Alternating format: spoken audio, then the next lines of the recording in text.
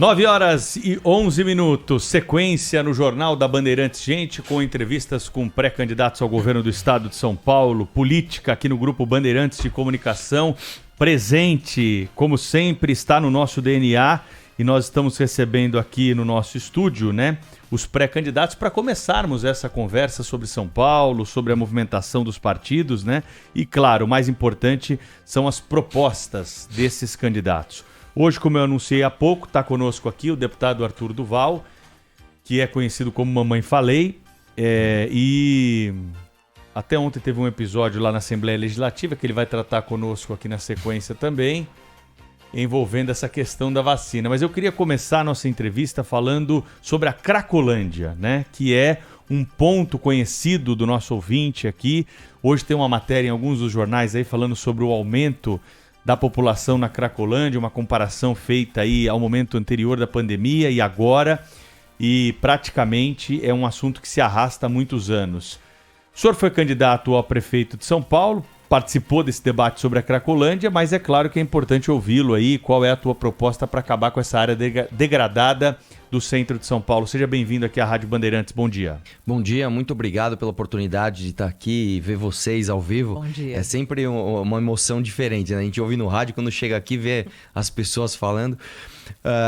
Em primeiro lugar, é importante dizer o seguinte, São Paulo é um estado que, se fosse um país, seria a 21ª economia do mundo. Quer dizer, nós temos arrecadação de primeiro mundo. Se a gente fosse um país, a gente estaria brigando para entrar no G20 e nós temos problemas de países subdesenvolvidos. Isso é um absurdo. Nós temos hoje aproximadamente 3,5 milhões de famílias que vivem em favelas ou nas ruas, o que é pior ainda. E isso claramente se traduz em um problema gravíssimo que a cidade de São Paulo tem exportado para o resto do estado, que são as Cracolândias. Hoje, Cracolândia não é um problema exclusivo da capital. E para resolver esse problema, foi o que eu falei na prefeitura ali. Não adianta você vir com um discurso simplista de só assistencialismo ou só porrada. Não funciona, não é só repressão ou só assistência que resolve o problema. Nós temos um profundo problema de habitação aqui em São Paulo e isso, por mais que seja uma questão municipal de planos diretores, o governo tem uma extrema capacidade de influência, tanto orçamentária quanto política, no direcionamento desses planos diretores. Quando você tem planos diretores restritivos, como é o caso da capital, que também serve como exemplo para outras cidades do nosso estado, você faz com que a população se espalhe e você não consegue levar sequer estrutura física, né, de saneamento básico, água, esgoto, ruas asfaltadas, que dirá estrutura social, que dirá educação, cultura, segurança. E aí aqui na capital de São Paulo a gente ainda faz uma solução que é ainda pior. A gente concentra o foco de assistência no centro de São Paulo, retirando essas pessoas de onde elas têm os seus laços afetivos preservados com seus familiares, com seus amigos, com seus professores, e joga essas pessoas numa Cracolândia centralizada e dá uma comida e uma marmita. Pelo amor de Deus, não é assim que se resolve Cracolândia. Então, acho que está na hora da gente fazer um debate sério sobre isso, e isso está profundamente ligado, primeiro, a questões de segurança pública e, segundo, a questão de habitação, que, a meu ver, é o principal problema de São Paulo hoje. Deputado, o senhor surpreendeu nas eleições para prefeito com 10%, né, das intenções de voto. Eu gostaria de saber do senhor se o senhor espera repetir esse feito, né, na candidatura para governador, e mais, se o senhor já está sendo assediado para abrir mão da sua candidatura em favor de outra candidatura e compor alianças. Sim, na verdade hoje eu tô com um problema bom, né? A primeira vez que isso acontece comigo, a minha trajetória na política é muito curta, eu venho da iniciativa privada, que é você ter um monte de partidos, na verdade, oferecendo a cadeira, né? Oferecendo a vaga à candidatura de governo. Isso nunca tinha acontecido e, é claro, como você mesmo disse, o meu crescimento ele foi meteórico, né? Minha primeira eleição fui o segundo deputado mais votado do estado. Na prefeitura fiz 10% num partido nanico, sem tempo de TV, sem fundo eleitoral, que eu pretendo também não utilizar nessa eleição por questão de princípios. E isso também veio um pouquinho com, vamos dizer assim, um efeito colateral desse crescimento, que é aquela aquela pecha de, mas ele é muito brigão, ele é muito... que é justamente, eu até costumo brincar, é justamente a fama do paulista fora de São Paulo, né? O que tá sempre estressado, que tá sempre com pressa, mas é quem resolve no final. Então, eu pretendo, com essa experiência que eu tive na iniciativa privada e de maneira bem sucedida, conseguir aplicar no poder público, a gente conseguir também não só repetir, mas ampliar a nossa vantagem na eleição do Estado, uma vez que a maior parte do meu eleitorado não se encontra na capital, né? Se encontra justamente no interior. Então, eu pretendo surpreender novamente nessa eleição aqui para governo. Deputado, deixa eu fazer uma pergunta antes, de pergunta de programa, de aliança. É Arthur Duval ou Mamãe Falei? O meu nome é Arthur Duval, eu fiquei muito conhecido pelo meu canal no YouTube, que se chama Mamãe Falei.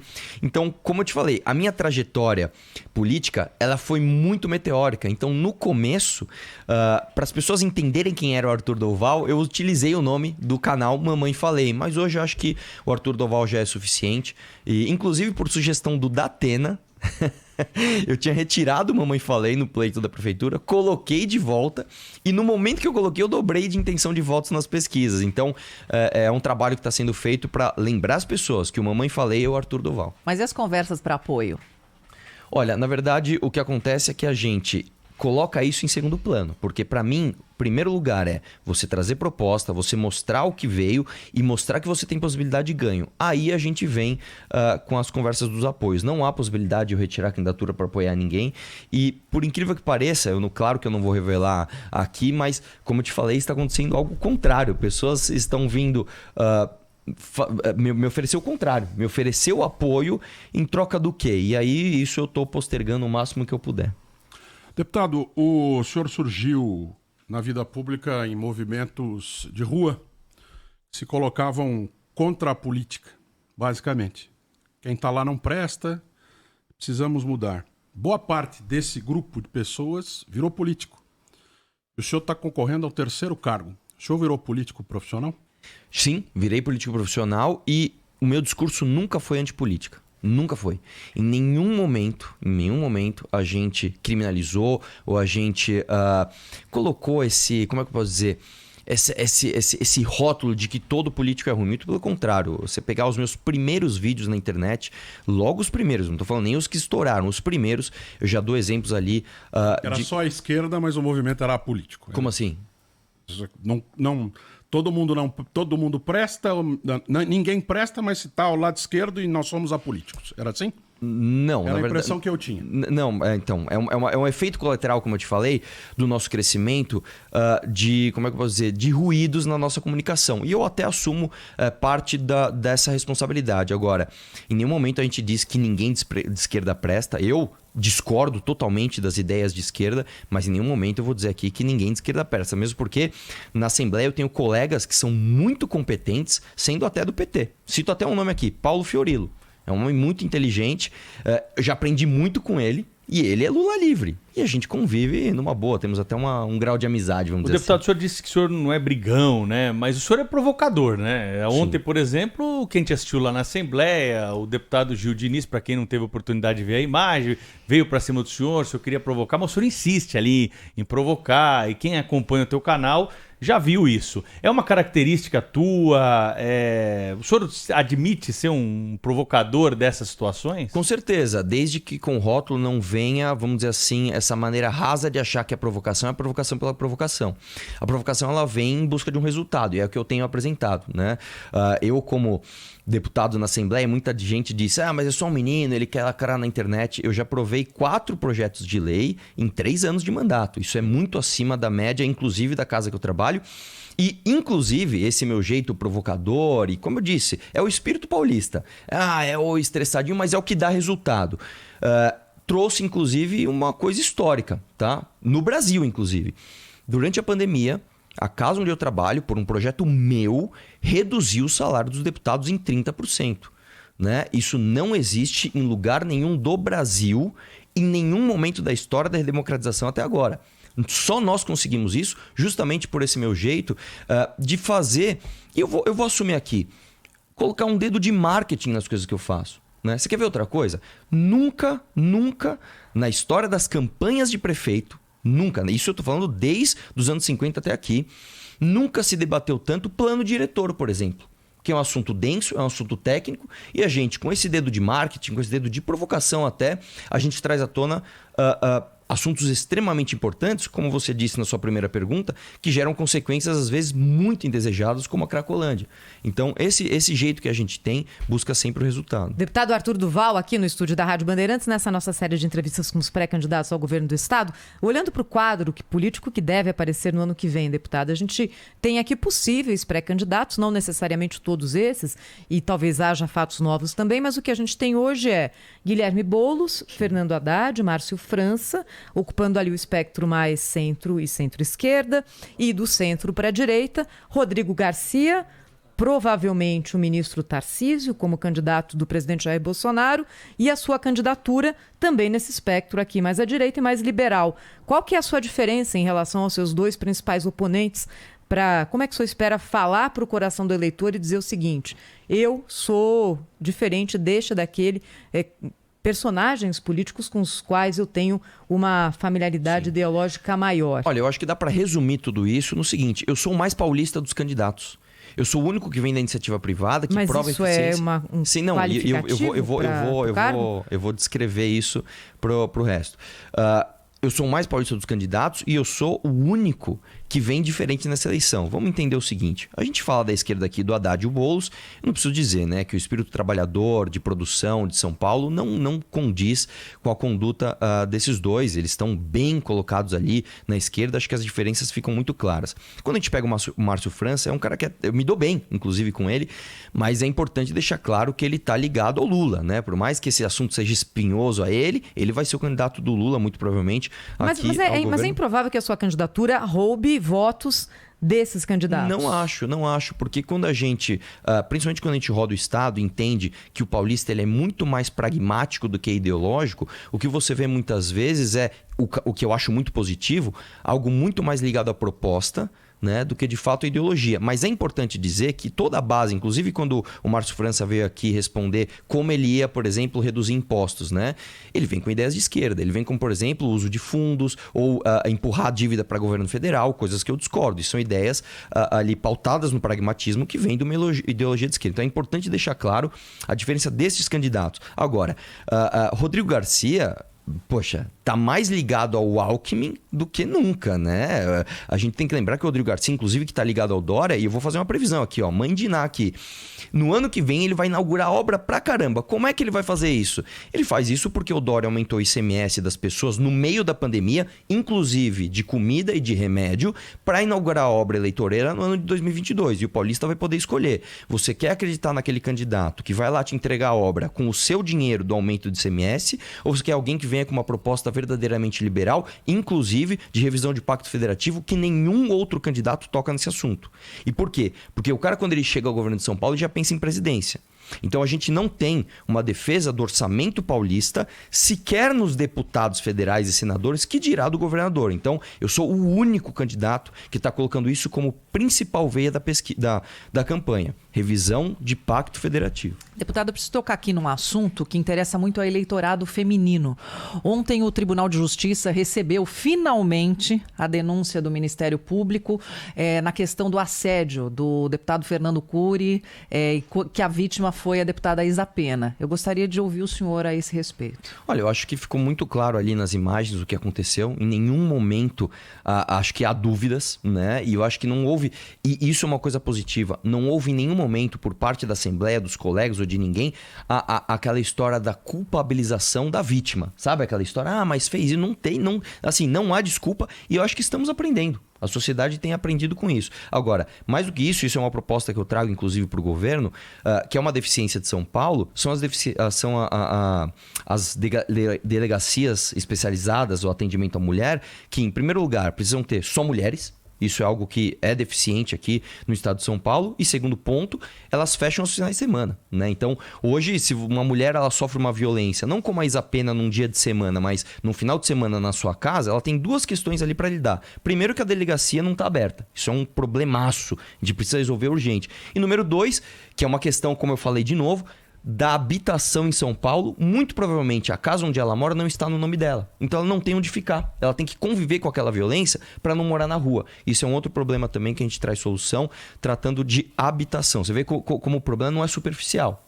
Ele é um conjunto de soluções estruturais. Esse aconteceu em frente a uma câmera, fora o que a gente não sabe.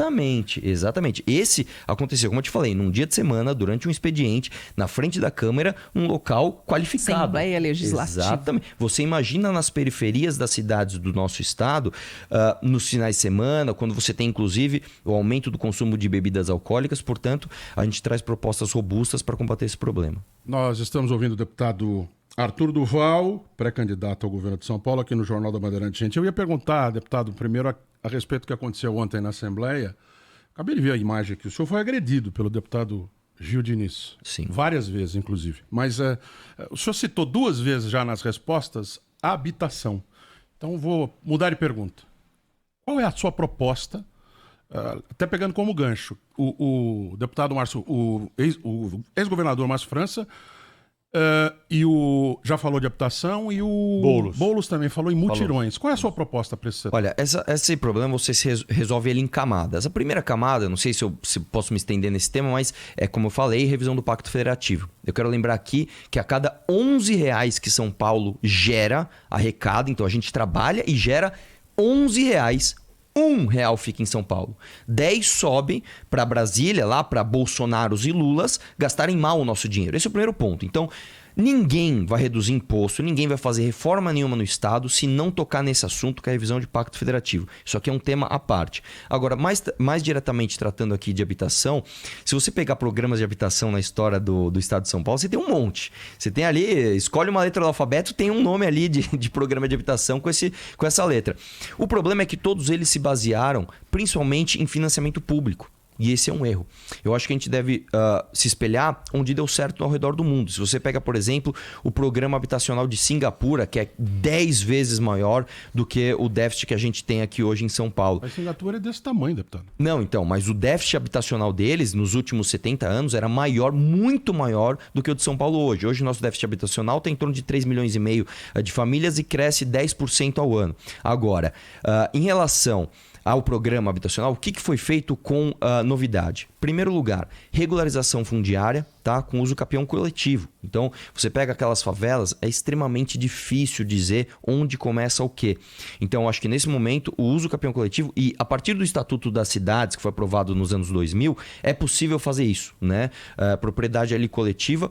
Inclusive, e aí cito até a parte do vislumbre aqui do papel da mulher na sociedade, é priorizar a propriedade para as mulheres da família. Então, se tem uma família ali, você prioriza o título de propriedade para a mulher daquele lar. Esse é o primeiro ponto. E o segundo ponto, como eu falei, a gente fazer, a partir dos fundos privados, aluguel social. Então você faz o seguinte, olha, eu vou te dar aqui, vou tirar as taxas de potencial construtivo, vou tirar aqui restrições do plano diretor ou das leis de zoneamento, e você se compromete a em 20 ou 30 anos fazer uma moradia de aluguel social, onde você coloca ali... Isso aí teria que passar pela Câmara Municipal, com né? certeza. Não atribuição só do governador. Exatamente. Não só pela LESP, que é fácil, relativamente fácil, mas pela Câmara Municipal, que também tenho aqui convicção de que não é um desafio tão grande. Haja vista que programas impopulares passam demais, taxa do lixo, enfim. Esses programas de habitação nunca tiveram nenhum tipo de dificuldade, ainda mais tendo em vista o interesse dos próprios vereadores nos seus bairros em levar obras para lá. Obras que suprem um déficit habitacional real, né? Se você pegar, inclusive, na zona sul de São Paulo, onde a gente tem um dos vereadores mais fortes, eu diria, do país, você tem um déficit habitacional imenso. Inclusive, é lá que o crime organizado ganha dinheiro, tá? Muita gente acha que o crime organizado ganha dinheiro só com tráfico de drogas, não. Com habitação irregulares, inclusive em áreas de proteção ambiental, é onde o crime organizado mais fortalece em São Paulo. Deputado, Sérgio Moro estará no seu palanque, o senhor estará no dele? Qual que é a sua relação com o pré-candidato à presidência e ex-juiz? Com certeza, estamos trabalhando com ele em conjunto, né? Não é uma candidatura fácil, já visto os tremendos desafios que a gente tem pela frente, mas pretendo sim agir em parceria com ele, e em janeiro teremos novidades.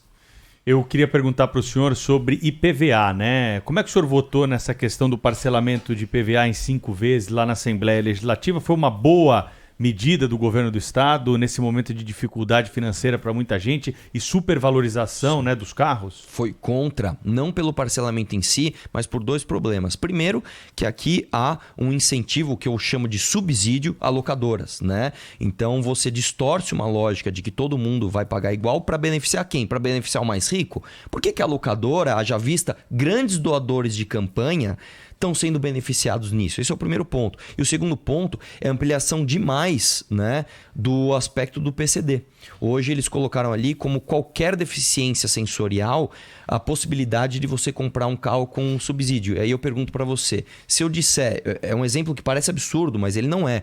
Se eu disser que eu estou com as mãos muito grossas e não sinto direito aqui esse microfone, eu tenho o mesmo desconto de uma pessoa que tem uma deficiência auditiva? Eu não considero isso justo. Eu considero isso eleitoreiro e considero isso, mais do que tudo, um privilégio para quem já está na ponta da pirâmide, que são os grandes locadores de carros do Brasil. E todo mundo sabe o nome. Não preciso citar aqui. Então, foi um projeto direcionado e eu votei contra. Ô, deputado, que novidades o senhor falou que podem chegar em janeiro? Olha, se são novidades que vão chegar em janeiro, não podem chegar agora. Não sou aqui a perguntar. Mas eu vou te falar uma coisa. Por vocês tá? serem os primeiros a me darem o espaço que vocês estão me dando aqui, eu parabenizo muito a Rádio Bandeirantes, não só a Rádio Bandeirantes, mas a TV Bandeirantes, por terem a coragem, inclusive, o ano passado, de realizarem o debate da principal capital da América Latina. Eu vou dizer para vocês, a gente tem sim uma conversa muito avançada com o pré-candidato Sérgio Moro. Estamos trabalhando para que a gente faça uma campanha uníssona no que diz respeito a propostas e queremos direcioná-lo ali para o conjunto de propostas que nós acreditamos.